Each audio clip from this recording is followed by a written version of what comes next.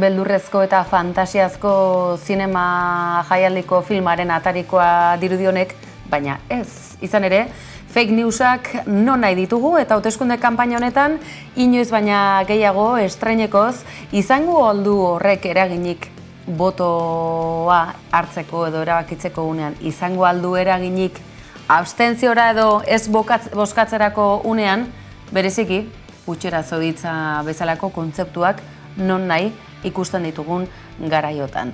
Putxerazoaren kontzeptu edo fake news honek izan dezaken eraginaz abstentzioaz, izan ere abstentzioari buruz hasi garela, hainbat izan daitezke horretarako faktoreak. Josu Elkampo, gaur berriz ere geurean galdera Trumpekin hasteko ditura dugu eta bukatzeko ere, hasteko eta behin fake newsak hizketan ari gara guzti honetaz, zer nolako eragina izan dezake geure mapa honetan?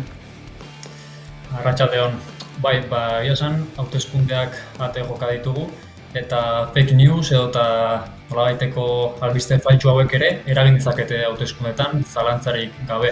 Egia da propaganda politikoa edo eta beste alderdiei kalte egiteko berriak erabiltzea ez dela gauza berri bat politikan, baina azkeneko urteetan bereziki sare sozialekin informatzeko erare asko aldatu da eta alderdi politikoek ere hau erabiltzen dute. Geroz eta gehiago dira sare sozialak erabiltzen dituzten alderdi politikoak, bertan informazioa, argazkiak edota bideoak eskaintzeko aukera dute, baina baita nolabait beste alderdien inguruan hitz egiteko aukera ere. Eta denok dakigu sare sozialek gauza on asko dituztela eta informazioa zabaltzea benetan erraza dela sare sozialen bidez, baina informazioa zabaltzen den moduan desinformazioa ere modu oso orokorrean eta oso errazean zabaltzen da sare sozialetan eta honek baditu bere eraginak hauteskundeetan, bi eragin nagusi. Alde batetik, polarizazioa genuke eta Brasil oso adibide ona dugu. Egia da Brasilen esaterako hauteskundeen aurretik dagoeneko polarizaturik zegoen herrialde bat aurkitzen dugula, baina ikusi zena zen bereziki hauteskunde garaian, albiste faltsuen ondorioz eta desinformazioaren ondorioz herrialdea are gehiago polarizatu zela. Beraz, hori litzateke eragin bat. Eta bigarren eragina desinformazioa litzateke. Pertsona askok azken momentura arte ez dakite parte hartuko duten edota zein alderdiren aldeko apustu egingo duten eta horrelako berriak, albiste faltsuak behin eta berriz ikusten ditugunean oso normala da mesfidantza edota deskonfiantza sentimendu bat sorraraztea eta horren ondorioz zalantzan duten pertsona hauek orokorrean abstentziorako joera hartzen dute edo behintzat ez parte hartzekoa. Polarizazioa aipatu duzu, ez parte hartzeko joera, segurtasun faltagatik, konfiantza faltagatik. Izango dira asko, pentsatzen dut, bozkatzeko eskubidea baute duten ere zalantzarik izango dutenik, Ameriketako estatu batuetan oso agerian ikus daiteken bezalaxe, paperik ez baldin baduzu behar bezala regularizatuta, ziurrenik ez duzulako bozkarako aukera izango. Edo nola horri heltzeko aukera ere izango dugu, datuak egiazkoak direnean ere, interpretatzeko aukera beti ere izaten da. EITB Fokusen arabera, deigarria zaigu Eusko Alderdi Jeltzalearen garaipena lerroburuetan ikus dezakegula, Araba, Bizkaia eta Gipuzkoari buruz ari garen honetan, lurralde, hiriburu, gehien bat Bizkaia eta Araba eta hiru hiriburuetan, ez alda batzutan erabilerarako arriskutsuegia, irristakorra, halako datuen interpretazioetan hain ziur aritzea kasu honetan, telebistakate publikoa bera? Bai, egia da hauteskundeak igande honetan direna, baina dagoeneko egun batzuk lehenago emaitzen inguruan hitz egiten ari gara hementxe, eta orokorrean horrelako inkestek badute bere eragina ere hauteskundeetan. Gehien bat, boto baliagarrian. Eta zer da boto baliagarria? Iruñako adibideak jarri dezakegu. Inkesta hauen arabera, Iruñean igande honetan EH Bildu eta UPNren arteko lehia oso estua izango da. Inkesta hauek diote UPNek 7 eta 8 zinegotzi lortu ditzakela, EH Bilduk aldiz 7, baina esan bezala lehia oso estua da. Beraz, zer da boto baliagarria? Demagun, orain zalantzak dituen, baina eskuineko alderdi baten aldeko apustu egin duen pertsona batek datu hauek ikusi dituela. Zalantza zeukan, PP eta UPNren aldeko apostua egin, gainerako goratuko behar da, duela 4 urte biak koalizio bat osatzen zutela, Navarra Suma, baina datuak ikusi ditu, eta ikusi duena da, bueno, Pepek 2-3 zinegotzi dituela, gauza pixka bat eskasa esango genuke, eta bestalde UPNek 7 eta 8 zinegotzi dituela, eta Bildu ezkerreko alderdi bat oso gertu duela.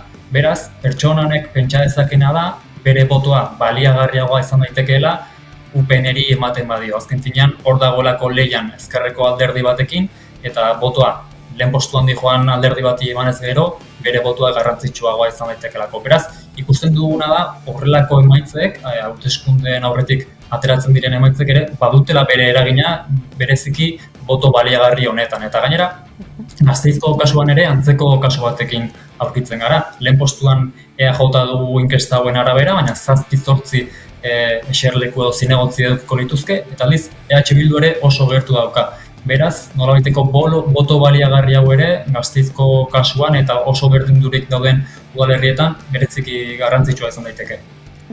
Pentsa dezakegu beraz, hain erraz garaile den hori muturren aurrean jarri ezkero, garailearekin bat egin nahi duen horrek aukera izango duela, baina aldaketarako nahi duenak berriz, agerian izan dezakeela, hain zuzen ere, horri boto ez emateko begarren aukera zen izan daiteken. Edo nola ere, ez da erraza, guzti hau behar bezala jarraitzeaz, aipatu ditugu, fake news kontzeptu edo fenomeno hori aipatu dugu, emozionalki bereziki ukitzen gaituzten, kanpaina, azken orduko, lerroburu sare sozialetako aipamen atemporal izan daitezkenak, edo nola ere, guzti horretatik pixka bat haratago doana. Emozionala, baina poltsikoa. Poltsiko zoriontsuagoa edo beteagoa duten horiek ala deprimituta daukatenek, isla izango du horrek ere, abstentzioan eragina badu horrek, gutxien duten horiek, edo lehen aipatu dugu, paperik ez duten horiek izan daitezke, edo ustez aukera hori ez duten hiritarrak, baina poltsikoak badu eragina abstentzioan, badu zer ikusirik, harremanik. Zalantzari gabe, ez? Azkeneko saioetan ere aipatzen etorri gara, hurreko astean Bilbo, Gasteiz eta Donostiako kasuak aztertu genituen, eta oso nabarmena zen errenta baxuko auzoetan eta errenta baxuko pertsonek parte hartzea orokorrean askoz ere txikiagoa izan ohi dela, hau da, abstentzio maila askoz ere altuagoa, eta aldiz errenta altuko auzoetan parte hartzeak gora egiten du nabarmen.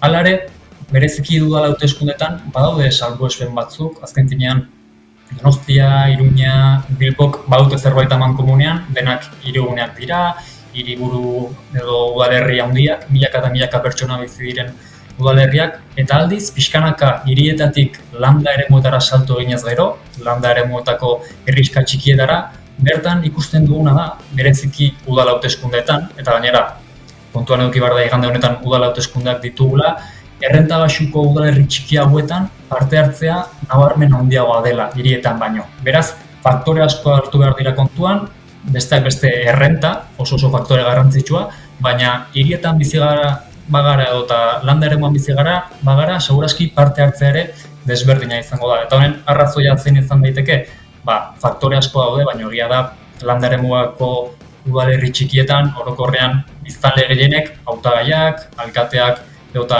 alkatesa pertsonalki ezagutzeko aukera dutela, hau da, politika nolabait gertutasunean ezagutzeko aukera, egiten diren planak edota aldaketak ere gertutasunean ezagutzeko aukera, eta aldiz askotan hirietan zer gertatzen da, milaka eta milaka pertsona gara hirietan, orokorrean ez du pertsonalki alkate edo alkatesa ezagutzeko aukera ez da gutxiago ere, eta bertan hartzen diren planak edota bertan hartzen diren egiten diren aldaketak askotan ez ezkigo iristen gure auzoetara, edo bintzat sentsazioa hori da, bereziki errenta baxuko auzoetan. Beraz, honek ere eragin nabarmena izan dezake parte hartzean.